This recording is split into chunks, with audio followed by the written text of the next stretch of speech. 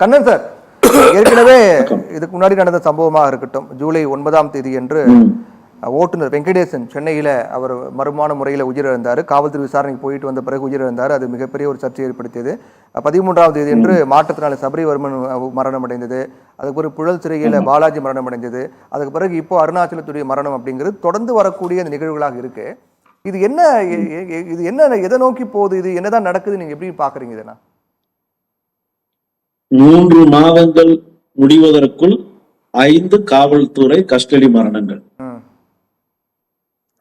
இது கவனத்துல கொள்ளணும் இந்த அரசு, இந்த முதலமைச்சர் இத சீரியஸான விஷயமா பார்க்கணும். சரி, ஏன்னா இவர் தான் இந்த மாதிரி சம்பவத்துக்கு கடுமையான கண்டனத்தை நேருல போய் தெரிவிச்சவரு. சிஎம் சார் சாரி சொன்னா போதுமா சார் அப்படின்னு கேட்டவர். இப்ப நீங்க கேட்ட மாதிரி இந்த சிஎம் ஆனதுக்கு அப்புறம் சாரி கூட சொல்ல மாட்டேக்காரு, இந்த சம்பவத்தை பத்திய பேச மாட்டேக்காரு. இந்த காவல்துறை மரணங்கள்லாம் ஏன் நடக்குது? எடப்பாடி அவர்களும் கண்டனம் தெரிவிச்சிருக்காரு. ஆமா, இந்த ஆட்சி இல்ல, அந்த ஆட்சி இல்ல, எந்த ஆட்சினாலும் காவல்துறை மரணங்கள் நடக்குது அப்படின்னு நம்ம இதை கடந்து போயிட முடியாது. ஏன் நடக்குது, எதனால நடக்குது அப்படின்னா, இப்ப அண்ணன் பிரகாஷ் அண்ணன் சொன்ன மாதிரி பாவப்பட்ட ஜென்மங்கள், தினக்கூலிகள், அன்றாடம் காட்சிகள், சாமானிய மக்களா இருக்கக்கூடிய மக்கள் தான் இந்த காவல்துறை மரணத்துல இறக்குறாங்க. ஒரு தீவிரவாதியோ, ஒரு பெரிய கொலை குற்றவாளியோ, தொடர் கொலை கொள்ளையில ஈடுபடக்கூடிய நோட்டட் பெர்சனோ இந்த காவல்துறை மரணங்கள்ல லாக்அப் டெத் ஆகிறது இல்லை. ஆமா, அது ஏன் அப்படின்னு பார்த்தோம்னா, இது கீழ் லெவல்ல இருக்கக்கூடிய ஈகோ பிரச்சனையா இது பார்க்கப்படுது. நாங்கெல்லாம் களத்துல இருந்து கிரவுண்ட் லெவல்ல அரசியலை பார்க்கிறோம், பழகுறோம். பொதுமக்களோட காவல்துறையோட எங்களுக்கு நேரடி தொடர்பு இருக்கு. எதனால இது ஏற்படுது? இப்ப கடைசியா நடந்த சம்பவம், டாஸ்மார்க்ல பாட்டில் வாங்கி பிரைவேட்டா தனியா விற்கிற ஒரு நபர் அடித்து கொல்லப்பட்டிருக்கிறார். என்ன நடந்திருக்கிறோம்?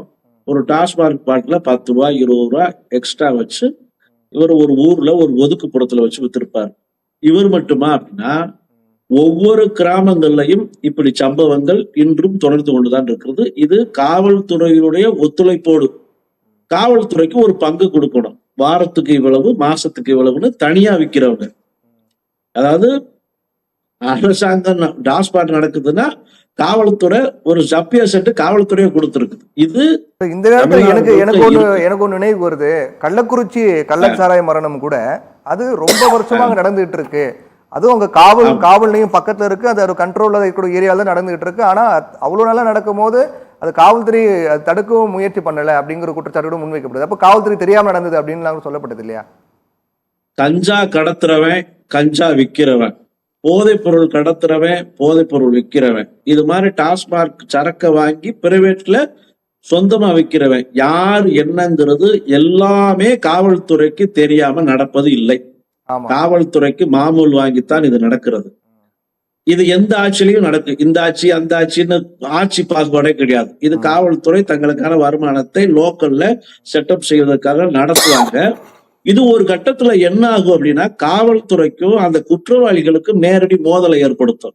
நீ மாமூல் வாங்குறவன் தானே அப்படின்னு ஏளனமா பேசுறது, நீ வா உன்னை மாட்டு ஸ்டேஷன்ல மாட்டு உன்னை அங்க வச்சு பாத்துக்கிறேங்கிறது, இந்த ஈகோ கிளாஸ்ல இந்த மரணங்கள் அங்க இருக்கிற எல்லா காவல்துறையும் சேர்ந்து அவனை போட்டு அடிக்கிற அடியில காவல்துறையினுடைய கோபத்துல இது நிகழ்ந்துருது.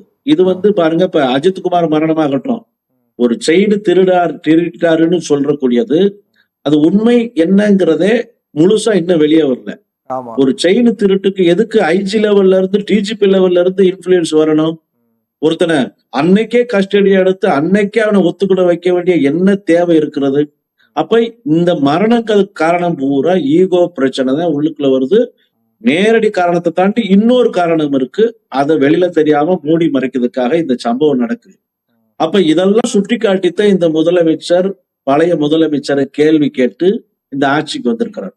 அப்ப ஏற்கனவே கடந்த மாதம் காவல்துறை உயர் அதிகாரிகள் அப்புறம் கலெக்டர் மீட்டிங் எல்லாம் போட்டு ஐபிஎஸ் ஐஏஎஸ் மீட்டிங் எல்லாம் போட்டு நடத்தினார். அப்ப கடந்த ஆட்சியில காவல்துறை மரணங்கள் நடந்திருக்கு, லாக்அப் டெத் நடந்திருக்கு.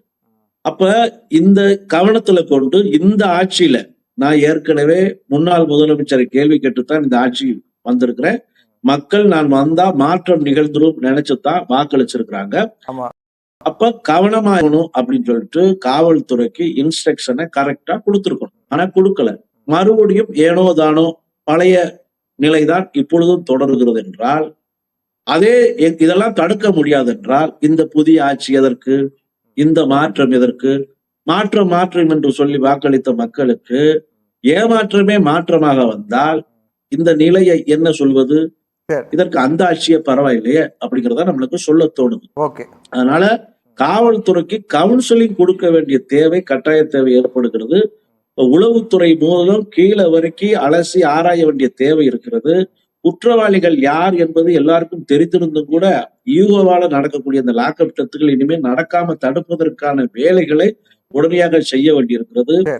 இது தொடர்ந்து கொண்டே இருந்தால் காவல்துறை மீது உள்ள நம்பிக்கை போய்விடும். நீதிக்கு பதிலாக ஒரு பயம்தான் காவல்துறை மீது ஏற்படும். இது கண்டனத்துக்குரியது, கடுமையான குற்றத்துக்குரியது. ஓகே பேசுவோம். கண்ணன் சார், இது ஒவ்வொரு ஆட்சியில் நடக்கக்கூடிய நிகழ்வு. இது யாருமே தடுக்க முடியாத ஒன்றாதான் இருக்கு. அதிமுக நடந்திருக்கு, திமுக நடந்திருக்கு, இப்ப தாவேக்காலும் நடக்குது. அப்படிங்கும்போது இது அரசோட எப்படி, இது அரசு எப்படி குற்றம் சொல்ல முடியும் அப்படின்னு கேட்கிறாரு அவரு. எதுவுமே தடுக்க முடியாது, எல்லாமே நடைமுறையில இருப்பது போல்தான் நடக்கும் அப்படின்னா ஆட்சி மாற்றம் எதற்கு? ஒரே அரசாங்கமே தொடர்ந்து இருக்கலாம்ல. ஏன் மக்கள் இவரை நம்புனாங்க? இதெல்லாம் நான் மாத்திருவேன், இந்த மக்களுக்கான முயற்சியை எடுத்துருவேன், அதிமுக திமுக நடக்காத அற்புதங்கள் எல்லாம் நான் காட்சியாக படுத்திருவேன் அப்படின்னு சொல்லித்தானே இந்த ஆட்சிக்கு வந்தாரு. நீங்க கேட்டீங்க 5 ஆண்டு காலம் வெயிட் பண்ணுமா சார்? 5 வருஷம் வெயிட் பண்ணுங்க, ஒண்ணு நடக்கும் அப்படிங்கறாரு. நிச்சயமா நடக்கும். எத்தனை உயிர் பறி போகுது அப்படிங்கிற ஒரு வேதனை இருக்குல்ல சார். பல்லாயிரக்கணக்கான சரித்திர பதிவேடு குற்றவாளி இருக்காங்க சார். அவ்வளவு தயார் பண்ணி வச்சிருக்கீங்க சார், அவளை விட்டு வச்சிருக்கீங்க சார். குற்றவாளிகளை விடுங்க, காவல்துறை பிரச்சனை. தயவு செஞ்சு இதனுடைய நீட்சி தானே சார் அது. சொல்லுங்க சார். இப்ப நீங்க சொன்ன மாதிரி அவர்கிட்ட இருந்து எதிர்ப்பு வரணும்னா இன்னும் அவருக்கு ஸ்கிரிப்ட் பேப்பர் கையில கிடைக்கல. அதுதான் பிரச்சனை. அவரு பிரச்சாரத்துக்கு போகும்போது ஸ்கிரிப்ட் பேப்பர் முன்னாடியே கொடுத்து 3 நாளைக்கு முன்னாடியே பயிற்சி எல்லாம் எடுத்து கரெக்டா அந்த ஸ்கிரிப்ட்ல இருக்கிறத அப்படியே ஒப்பிச்சிருவாரு. ஆக்ஷன், எமோஷன், ஃபீலிங்ஸ் இதெல்லாம் இருக்கும். இப்ப என்னன்னா அந்த சுடுதலை அறிந்து கொண்டேன்னு சொன்ன தலைவர் கீழே இருக்கவர் பேசுற பேச்சா 13 பேரை சுட்டுக் கொல்லும் போது தொலைக்காட்சியில் பேசினேன். அதெல்லாம் கடந்து வந்துட்டோம். கடந்து வந்து ஒரு மாற்றம் அப்படின்னு கொடுப்பது வந்து ஒரு கை விரல் நீட்டும் போது 3 விரல் நம்மள பார்க்கணும் சார். அதுதான் உங்க கருத்துப்படி சொன்னாலும் கூட அவங்க எல்லாம் சரியில்லை, அவங்க எல்லாம் மக்கள் நிராகரிச்சுட்டாங்க அப்படின்னு சொல்லி ஒரு மாற்றம் சொல்லி வந்ததுதான் இது. அப்படின்னு பார்த்தா அது இல்லன்ற போது கேள்வி வருது. 60 நாள் இருக்கு சார். நீங்க முதல்ல எவ்வளவு குற்றம் நடந்தது, இப்ப எவ்வளவு குறைஞ்சு போச்சு பாருங்க. லஞ்சலாவணி எவ்வளவு இருந்தது, இப்ப இல்ல பாருங்க. 2 மாசத்துல எத்தனை லாக்அப் டெத் நடந்திருக்கு? என்னங்க 2 மாசத்துல? கடந்த 5 ஆண்டுகள் நடந்த லாக்அப் டெத்துக்கு இப்ப 2 மாசம் லாக்அப் டெத் ஒப்பிட்டு பாருங்க. சொல்லுங்க. கிராஃப்ல போகாது, நிச்சயமாக மிகப்பெரிய அளவிலே தடுக்கப்படும், இனிமேல் வராது. சரி கேட்போம், சொல்லுங்க சார். பிரவீன், ஏன் டயத்துல கொஞ்சம் ஓகே வாங்க. அதாவது நான் எடப்பாடிக்கெல்லாம் முட்டு கொடுக்கல. எடப்பாடி ஆட்சியில இருக்கும் போதே எடப்பாடிக்கு எதிர்பார்த்த நாங்க முழங்கினோம். எடப்பாடியை வீழ்த்தப்பட்டார், எடப்பாடி வீழ்ந்து விட்டார். இனிமே நம்ம அவரை பேசி ஒரு பிரயோஜனமும் கிடையாது. ஆனால் கடந்த ஆட்சிகளில் அது அதிமுகவா இருந்தாலும் திமுகவா இருந்தாலும் அந்த ஆட்சியை முழுமையாக குறை சொல்லி குற்றம் சொல்லி ஒண்ணு தீய சக்தி, இன்னொன்னு தீர்ந்து போன சக்தின்னு சொல்லித்தானே இவர் வந்தாரு. அப்ப இந்த 2 கட்சிகளுக்கும் புதியவராக மாற்றாக இவர் இருக்கணும்ல. எந்த மாற்றமும் கிடையாது. இன்ஃபேக்ட் இவரை கம்பேர் பண்ணும்போது எனக்கு எடப்பாடி பெற்றா தோணுது. ஐயோ, எடப்பாடியை தெரியாதனமா விமர்சிச்சிட்டோம்னு கூட இப்ப நான் யோசிக்க வேண்டிய சூழ்நிலையை விஜய் ஏற்படுத்துறார். இதெல்லாம் விட சார், இன்னமும் காவல்துறை பிரிட்டிஷ் கவர்மெண்ட்ல இருந்த ஏவல் துறை போலயே இருக்கு. காவல்துறையில நிறைய மாற்றம் நிகழ்த்தப்பட வேண்டும். அவங்களுக்கு நிறைய மன அழுத்தம் இருக்கு. அவங்களுக்கு லீவு கிடையாது. அவங்களுக்கு 24 hours டியூட்டி. காவல்துறையில ஒரு கஸ்டடி, ஒரு கைதியை எடுத்தா அந்த கைதிக்காகிற செலவு ரொம்ப மினிமமா இருக்கு. ஒரு 36 ரூபாயில சாப்பாடு வாங்கி தரணும், ஒரு 100 ரூபாய்க்குள்ள அவரை மெயின்டைன் பண்ணணும் ஒரு நாளைக்கு அப்படின்னா அது காவல்துறையினுடைய எவ்வளவு பெரிய கஷ்டமான பொருளாதார சிக்கலை ஏற்படுத்தும். ஒரு போலீஸ்காரர் ஒரு அக்யூஸ்ட தேடி போறாருன்னா பைக்ல போறனால அவருக்கு பெட்ரோல் அலவன்ஸ் பெருசா கிடைக்கிறது இல்ல. ஒரு கார்ல போறாங்கன்னா டீசல் செலவு கொடுக்கறது இல்ல. காவல்துறைக்கு யூனிஃபார்ம்ல இருந்து அவங்களுக்கு போட்டிருக்க ஷூல இருந்து எவ்வளவு மோசமான நிலையில இருக்கிறாங்கிறத ஒரு மறுபரிசீலனை செய்ய வேண்டியிருக்கு. காவல்துறை எப்பொழுதுமே அந்த வேலைங்கிறது வெளியில பயமா பதட்டமா ஏற்படுத்தினாலும் அந்த வேலையில இருக்கிறவங்களுக்கு பெரிய மன உளைச்சலை கொடுக்கிற ஒரு வேலையா தான் அது இருக்கு. எந்த காவல்துறையும் கீழ இருந்து கான்ஸ்டபிள் இருந்து ஆரம்பிச்சு என்ன இது? அதாவது பொறுங்க சார் பொறுங்க, கொஞ்சம் நேரம் அமைதியா இருங்க. சேர்த்து சொல்லுங்க. ஒண்ணு இல்ல, ஒரு அரைநொடி தானே. 30 ஆண்டுகள் ஆட்சி செய்த கட்சி பேசுற பேச்சா? கொஞ்சம் பொறுங்க சார். எதுக்கு எவ்வளவு அவசரம்? 30 ஆண்டு பொறுத்தாச்சு சார். 6 மாசம் 60 நாள் பொறுக்க முடியல உங்களால. என்னென்னமோ விமர்சனம் வைக்கிறீங்களே. 30 ஆண்டு பொறுத்து நீங்க 60 நாள் பொறுக்க முடியலையே சார். அந்த கேள்வி 5 நாள் பொறுக்க முடியாது சார். 5 நாள் பொறுக்க முடியாது. ஏன்னா எல்லாத்தையும் மாத்திருவேன், அற்புதத்தை நிகழ்த்திடுவேன் சொல்லிட்டு ஆட்சிக்கு வந்திருக்கீங்க. சும்மா நாங்க பழையதவே செய்வோம் அப்படின்னு சொன்னீங்கன்னா அப்ப நீங்க எதுக்கு? உங்க வேலை எதுக்கு? ஒரு மரம் வச்ச உடனே சொல்லுங்க. அதாவது இப்படி காவல்துறையில இருக்கக்கூடிய அடிப்படை தேவைகளை நிறைய களைய வேண்டியிருக்கு. காவல்துறையும் மனிதர்கள் தான். அந்த மனிதர்களை மிருகமான சிந்தனைக்கு போக விடாம தடுக்கிறதுக்கும் அந்த அவர்களுடைய மன அழுத்தத்தை குறைப்பதற்குமான நடவடிக்கைகளை இனிமேலாவது மேற்கொள்ளணும்.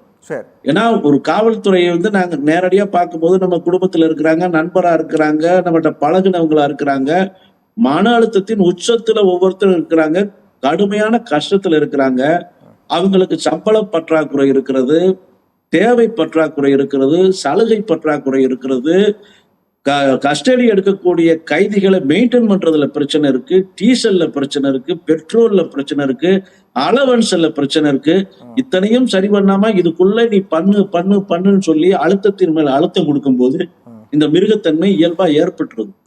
இதுல அரசியல் அழுத்தமும் இருக்கிறது, அதிகாரி அழுத்தமும் இருக்கிறது, காவல்துறைக்கு மன அழுத்தமும் ஏற்படுகிறதுனா இதற்கு ஒரு மறுவரையறை, ஒரு புறணமைப்பு இந்த மொத்த டிபார்ட்மெண்ட்டுக்கு சேர்த்து செய்ய வேண்டியிருக்கிறது. இந்த அரசு மாற்றத்தை கொண்டு வரணும்னு சொல்லி வந்தவர் இதையும் கவனத்தில் கொண்டு முழுமையா ஆய்வு செஞ்சு அந்த ஆய்வுக்கு பிறகு இதுக்கெல்லாம் தனியா ஒரு கமிஷன் போடணும். ஏன் இந்த நிகழ்வு நடக்குதுன்னு ஒரு உளவியலாளர்களை, ஒரு சைக்காட்ரிஸ்ட இதெல்லாம் களத்து வச்சு ஒரு கோர் கமிட்டி செட்டப் பண்ணி ஒட்டுமொத்தமா ஒரு மறு ஆய்வு செய்து இதெல்லாம் நடக்க விடாமல் தடுத்தால் இந்த காவல்துறை மரணங்களை தடுக்கலாம். இந்த காவல்துறை செய்கிற தவறுகளுக்கு அரசும் அரசாங்கமும் அதுக்கு தலைமையேற்றுக்கிறதுக்கும் பொறுப்பேற்கணும். ஏன்னா அவர்தான் காவல்துறைக்கும் சேர்த்து தலைவர், ஆட்சிக்கும் நிர்வாகத்துக்கும் அவர்தான் தலைவருங்க பட்சத்துல இதை எல்லாத்தையும் கவனத்துல கொள்றவனுக்கு பேர் தான் தலைவன், கண்டுக்கிடாம இருவனுக்கு பேர் தலைவன் கிடையாது. அப்படித்தான் மக்கள் நினைக்கிறேன்.